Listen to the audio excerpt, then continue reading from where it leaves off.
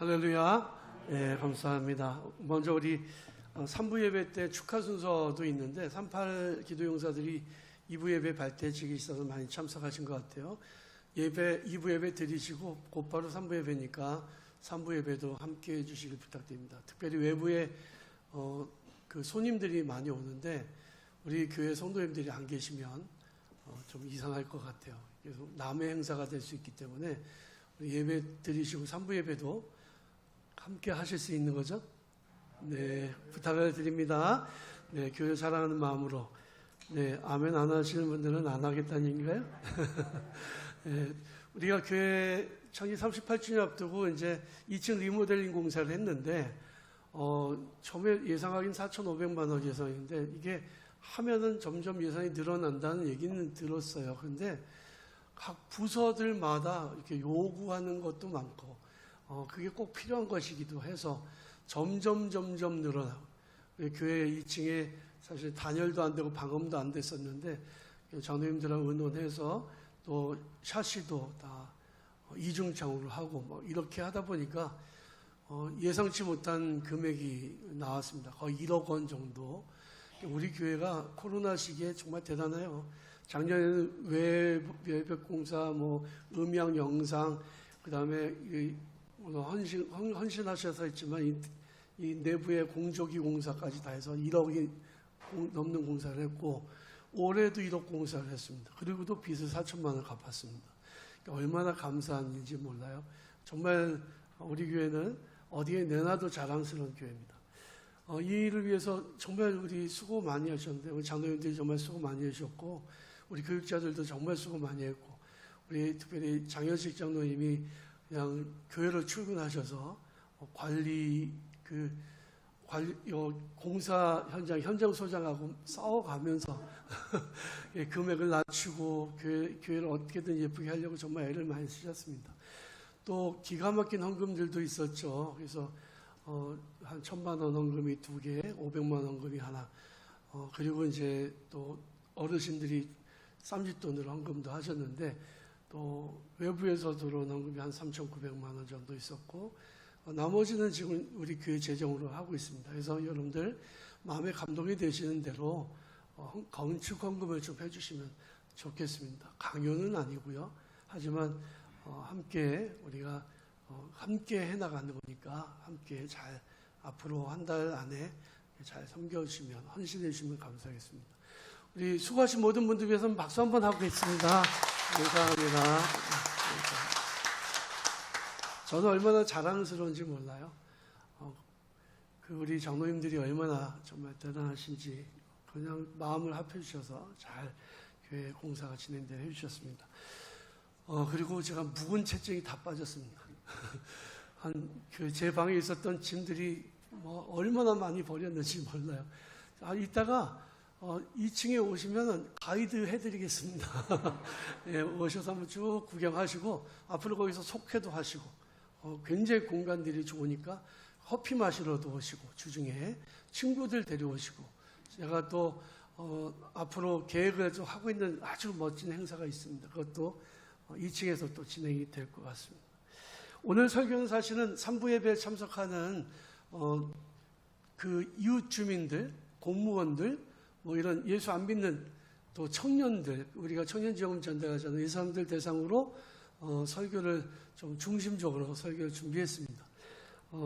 그들에게 전하는 전도의 메시지, 또 동시에 우리 38주년이 된 우리 교회 성도들 향한 메시지를 중심으로 말씀을 준비했습니다. 함께 은혜 받는 시간이 됐으면 좋겠습니다. 작년에 이어서 올해도 우리가 38 헌금을 지원을 하는데 왜 이런 일을 하냐? 청년이 정말 중요하거든요. 이 나라의 미래는 그들에게 달려있다고 해도 과언이 아닙니다. 이미 젊은 세대들이 점점 부상하고 있고 그리고 나이 많은 세대들은 또 나이 많은 세대대로 역할들을 감당하고 있지만 우리 대한민국의 미래는 젊은이들에게 달려있다. 그런데 코로나 시대를 지나면서 많이 어려웠습니다. 청년들이요. 대학을 입학을 했는데 비대면 수업이라 거의 3년을 자기 동기 얼굴도 못 보고 얼굴을 봤어도 마스크를 쓰고서 봤기 때문에 마스크 벗으면 누군지 못 알아보는 시기가 됐습니다. 학창 시절의 즐거움 다 빼앗겨 버렸죠. 특별히 이제 최저임금도 오르고 뭐 소상공인들이 다 망하고 어려움을 겪으면서 알바 자리가 없어졌어요. 그들이 뭐 돈을 어디서 벌 수 있는 장소가 없어요. 직장인들이 뭐 이렇게 직장에 들어갈 수 있는 그런 직장의 그 문도 좁아지고 젊은이들이 굉장히 낭패를 겪고 있습니다. 모두가 힘든 시기였지만 청년 세대들은 정말 힘들고 어려운 시기였을 것입니다.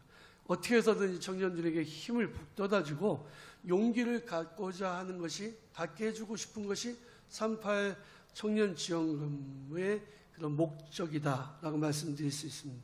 우리 교회가 이런 일들을 할 수 있다는 것은 굉장히 우리 교회가 성숙하다, 또 굉장히 이제는 사명을 잘 감당하고 있다라고 말씀드릴 수 있을 것 같아요. 성경 속에서 교회를 가리키는 상징들이 많이 있는데 빛이 있습니다. 너희는 세상의 빛이다 그랬을 때 성도들과 교회를 가리키는 말씀이잖아요. 교회는 구원의 방주란 얘기 들어보셨죠? 방주는 노아의 홍수 때 수많은 사람들이 물에 빠져서 죽을 수밖에 없는 상황인데 그때에 노아와 또 그의 가족들과 그리고 모든 생명체에 있는 것들을 살렸잖아요. 이 마지막 때에 영혼을 구원하는 귀한 사명을 감당하는 것이 교회다라는 의미죠. 또 하나는 그리스도의 향기, 고린도후서 2장에 나오는 너희는 그리스도의 향기다라고 하는 말씀으로 교회는 향기다, 향기난 공동체다 이렇게 말씀드릴 수 있을 것 같습니다. 그런데 제가 또 하나 교회의 상징에 대해서 말씀드리고 싶은 것은 교회는 친구다. 그것도 만나면 좋은 친구, 친구예요. 예. 교회는 만나면 좋은 친구가 돼야 됩니다. 이웃 주민들과 원수 관계가 돼서는 안 되는 거예요. 교회가 이 지역에 있는 이 주민들에게 야, 우리 지역에는 태은교회가 있어. 정말 좋은 교회야. 라고 하는 인정을 받을 수 있어야 됩니다. 복음 전파는 거기서부터 시작되는 거예요. 교회가 세상 사람들의 미움을 받고 손가락질을 받으면 절대 전도가 이루어질 수가 없는 겁니다. 깊은 산 속에 가보면요, 사찰들이 많잖아요. 절들이 왜 산에 들어갔느냐? 고려시대에는 밑에 있었다 그래요. 그런데 조선시대에 박해받으면서 산에 들어가게 됐죠. 그런데 그보다 더 큰 이유가 있습니다. 불교라고 하는 종교는요, 사람하고 만나는 종교가 아니에요. 면벽 수행이라고, 벽을 보고 수행하는, 자기 자신을 돌아보는 그런 그 철학적인 의미가 있기 때문에 사람들 있는 곳에 있을 이유가 전혀 없습니다. 산에 가서 있는 게 당연한 거죠. 그런데 교회는 어떻습니까? 교회는 세상 속으로 들어가야 됩니다. 왜냐하면 복음을 전해야 되는 공동체, 사랑을 나누는 공동체이기 때문에 그렇죠. 금묵자흑이라는 사자성어가 있어요. 제가 오늘 조금 약간 이 사자성어를 좀 쓰게 될 것 같아요. 아까도 목양실에 장로님들 들어오셨는데 괄목상대 뭐 이런 그런 상점벽해 뭐 이런 얘기들은 이제 막 입에서 나오게 되더라고요. 이전과는 완전히 달라진 상황이 된 거니까. 금목자국이라는 건 뭐냐면 무기 있잖아요. 요즘에는 안 쓰지만 이 먹물을 만들 때 쓰는 거거든요. 그 묵을 가까이 하면 몸이 검어진다라는 뜻입니다. 세상에는 가까이 하지 말아야 될 것들이 많이 있어요. 예를 들면 도박이나 마약이나 술을 정말 좋아하는 친구들 멀리 해야 됩니다. 왜냐하면 술 좋아하는 친구 같이 하면 같이 술 마시게 되거든요. 그런 일에 종사하는 사람들도 가까이 하면 반드시 수렁에 빠질 수밖에 없습니다. 그러나 가까이 할수록 좋은 곳이 있습니다. 어딜까요? 산이나 바다 같은 대자연은 가까이 할수록 좋잖아요. 집도 좋죠.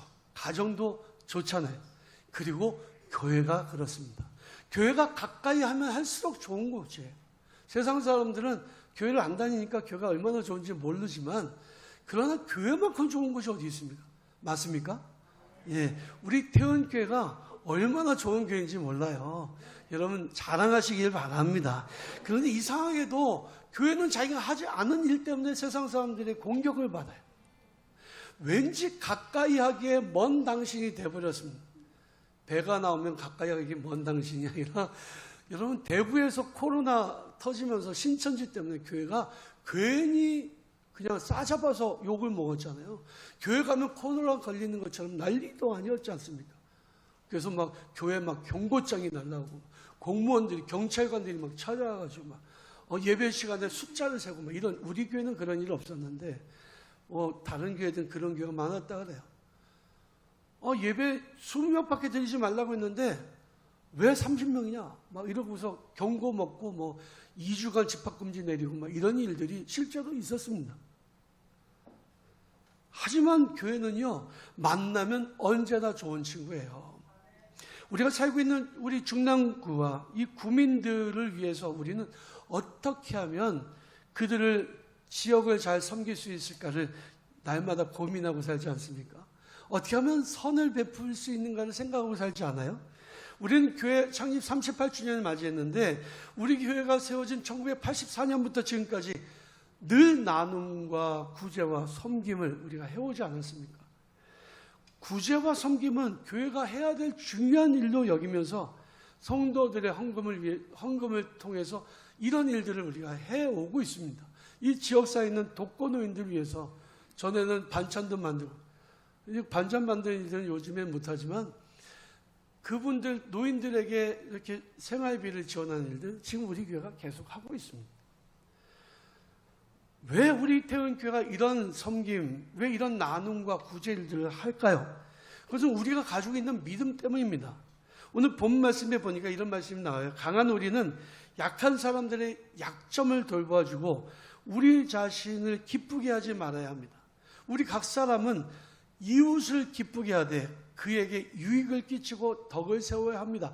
이게 주님이 우리에게 주시는 그런 명령이거든요. 교회는 반드시 이웃을 기쁘게 해야 됩니다. 이웃에게 유익을 끼쳐야 됩니다. 그러지 않으면 교회는 세상 사람들에게 외면되어 복음을 전할 수 없게 됩니다. 고린도후서 2장에 보면 너희는 그리스도의 향기다라고 분명히 말씀하고 있어요. 악취가 아니라 향기다. 이웃 사람들을 행복하게 해주는 것이 성도들의 삶의 마땅한 자세일 것입니다. 제가 사자성어를 많이 쓴다 그랬잖아요. 난향백리라는 말이 있습니다. 이게 뭐냐면 이거는 서양난인데 서양난은 향기가 없어요. 근데 우리나라의 그 토종난은요 향이 엄청나게 좋습니다. 그래서 난꽃의 향기가 백리를 간다 이런 뜻입니다. 또 묵향천리라는 말이 있습니다.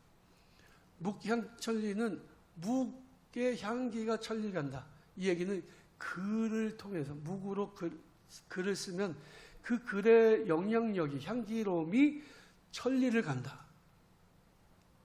그리고 덕향만리라는 말이 있어요. 덕을 세우면 그 덕의 향기가 만리를 간다. 요즘에는 우리가 표준 도력 수치를 사용합니다. 1km, 1m 이렇게 쓰지만 과거에는 우리가 리 단위를 썼잖아요. 1리는요 1km의 3분의 1 정도 돼요. 그래서 0.39km입니다. 그러면 10리도 못 가 발병이 난다. 그러면은 나를 버리고 가시는 님은 10리도 못 가 발병이 난다. 그랬을 때는 4km도 못 가서 발병이 난다.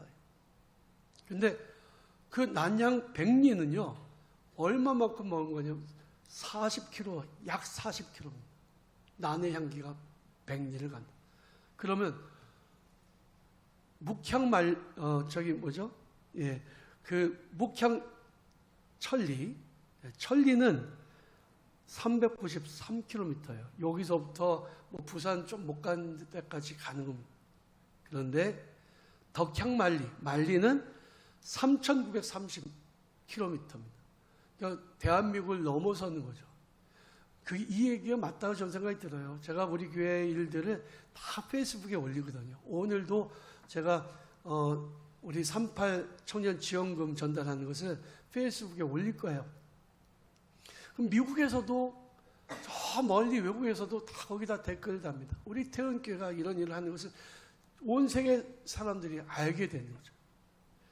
얼마나 귀한 일인지 모르겠어요. 저는 또 인터넷이 얼마나 좋은지 모르겠어요. 잘만 사용하면 복음 전파에 정말 귀한 도구가 되는 거죠. 여러분, 이사하실 때에 옆집에 누가 사는지를 생각하고 이사하신 적이 있으신가요? 좋은 사람 집에 이사 가신 적이 있으신가요? 그 주변으로? 중국에 송계아라는 사람이 살았습니다. 중국 남북조 시대예요. 그때 이 사람이 고위 관료였는데 퇴직을 앞두고 이제 집을 이사 가야 되잖아요. 그래서 이사 가려고 집을 알아보러 다녔는데 친구들이 추천해 주는데 집들이 정말 좋은 집들을 많이 추천해 주는 거예요. 그런데 그 집에 가지 않고 집값이 100만 금밖에 되지 않는데 100만 금이 어느 정도인지 잘 모르겠는데 예를 들어서 한 10억 정도 된다고 치면 10억 정도 되는 집을 이제 그 집값이 그 정도 되는데요. 이 사람이 이사한 곳은 10억의 10배가 되는 100억을 주고 집을 이사했습니다. 근데 그 100억짜리 집이 사실 실제로는 10억짜리 집밖에 안 돼요. 근데 왜 100억을 주고 그 집에 이사했느냐? 너무 궁금해서 그 옆집에 사는 여승진이라는 사람이 물어봤습니다. 아니, 왜 10억짜리 집을 100억 주고 이사했습니까? 라고 물어보니까 그 대답이 간단했습니다. 집값은 10억이고 그리고 당신과 이웃이 되기 위한 값이 90억이야.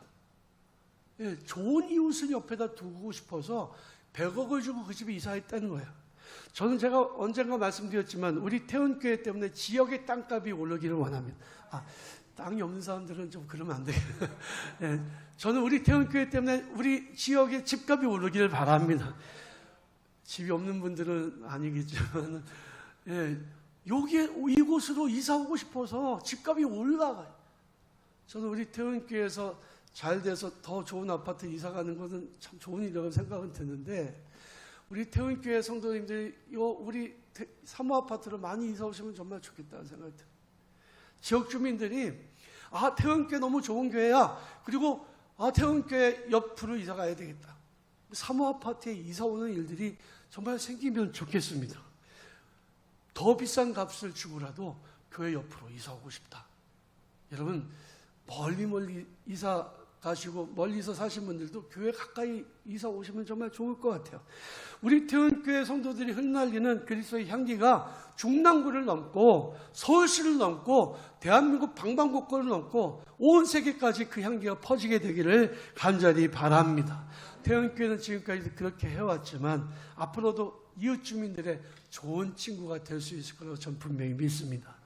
덕향이 정말 향기롭죠. 말리를 가잖아요. 근데 오늘 제가 설교 제목이 뭡니까? 은은한 향기는 말리를 가고 은은한 향기는 은혜롭고 은혜로운 향기예요. 원래 그 뜻은 아닙니다. 은은하다는 것은. 근데 제가 그렇게 지은 거예요. 은혜롭고 은혜로운 우리 태원교회 향기가 말리를 가는. 성경에서 이렇게 말씀합니다.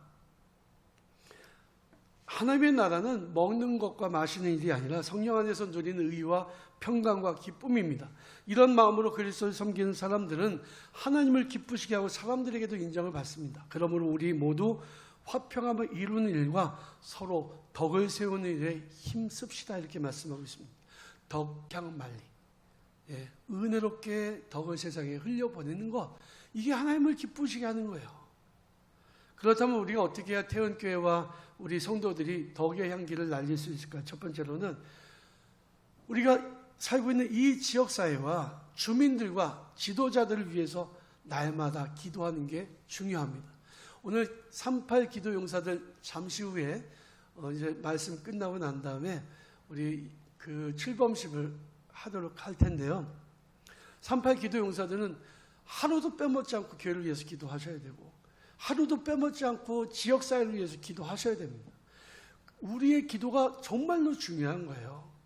기도원에 마치 300용사처럼 그렇게 우리의 기도를 통해서 하나님께서 이 땅을 고치시고 우리 교회를 부흥을 부응되도록 역사하실 것이기 때문입니다. 우리가 살고 있는 이 땅의 평안과 주민의 행복을 위해서, 그리고 지도자들이 하나님을 경외하는 삶이 되게 도와달라고, 하나님 그들과 함께 해달라고 하는 기도는 우리 믿는 성도들이 아니면 할 수 없는 일들입니다.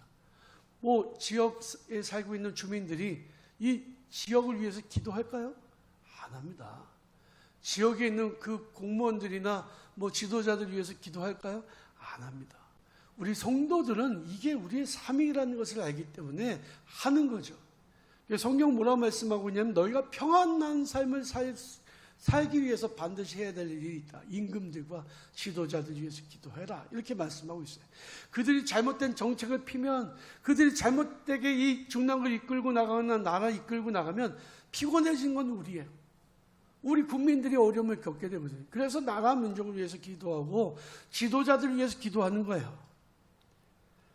우리 지역에는 교구협의회라는 게 있습니다. 교회와 구청협의회예요. 그래서 그것을 통해서 교회의 목사님들이 구청장과 또 이런 그런 동장들 이런 분들하고 같이 만나서 대화도 하고 또 협의도 합니다. 교경협의라는 게 있습니다. 교회와 경찰협의회. 그래서 교회와 경찰관들이 밀접하게 이렇게 교제하고, 그리고 서로 좋은 의견도 내놓고 해요. 정기적으로 모이고 만납니다. 그런데요, 정기적으로 만나고 교제하고 만나는 것도 중요하지만 실제로 기도로 돕지 않는다면 아무런 소용이 없다는 거예요. 인간적인 관계가 중요한 게 아니에요. 그들과의 친목 관계가 중요한 게 아니에요. 그들이 정말 하나님 앞에서 이 중랑군을 잘 이끌고 나갈 수 있도록 기도로 돕는 게 중요해요. 어금니 아빠라고 있었잖아요. 그게 하나 터지고 나니까 경찰서장 모가지 날라가고, 모가지는 좋은 표현인가 모르겠어요. 네. 다 날라갔어요. 아무리 잘하려고 해도 좋은 경찰서장이었다 그래요. 자기가 하지도 않은 일 때문에 갑자기 날라가요. 지역사회에서 갑자기 그냥 그 복지 사각지대로 굶어 죽은 사람이 있었잖아요. 중랑구에. 굉장한 어려움이 찾아옵니다. 여러분, 위에서 기도하시기를 바랍니다. 두 번째는, 교회는 앞으로도 더 많이 구제와 나눔을 실천해야 합니다. 우리가 지금 하고 있는 일들은 정말 잘하고 있는 일이지만, 그러나 앞으로도 이 일들은 우리가 지속적으로 해나가야 되는 일이에요. 사도행전에 보면 처음 교회들은 처음부터 지역사회의 가난한 사람들 돌보고 구제하는 일에 최선을 다했습니다. 나그네와 과부와 고아들 돕는 일들을 정말 최선을 다해서 했어요. 사람들이 물질적으로 어려움을 겪게 되는 이유는 다양합니다만은 그 가난의 결과는 동일해요. 가족들이 제대로 먹지 못합니다. 영양실조에 시달리게 됩니다. 자녀들을 마음껏 교육시키지도 못하게 됩니다. 자녀들이 사회적으로 성장할 수 있는 기회를 놓치게 됩니다. 학원을 못 다니는데, 학원 다니는 아이들과 학원 다니는 아이들과 수준이 다를 수밖에 없잖아요. 그러니까 그런 아이들은 좋은 학교 가고, 가난한 아이들은 돈이 없어서 학원도 못 다녀요. 그러면 앞으로, 지금도 문제지만 앞으로도 소득 수준이 자기가 어마어마하게 나게 되는 거예요. 우리나라는 경제적으로 과거에 비해 많이 성장했고 부강한 나라에 들게 됐습니다. 세계 OECD 국가 중에 하나예요. 그리고 국가적으로 사회복지 정책을 잘 펼쳐나가고 있습니다. 어려움을 당한 이웃들을 잘 도와주고 있습니다. 하지만 상대적인 빈곤과 기회의 박탈로 인해서 어려움을 당하는 이웃들은 아직도 많이 있습니다. 교회는 그 빈틈을 찾아서 도울 수 있어야 됩니다. 지금까지도 그랬지만 교회는 적극적으로 가난한 이들을 돌보고 소외된 이웃들을 보살피는 일들을 보다 더 적극적으로 해나갈 수 있어야 됩니다. 사도행전에 보면 다비다라는 여인이 나와요.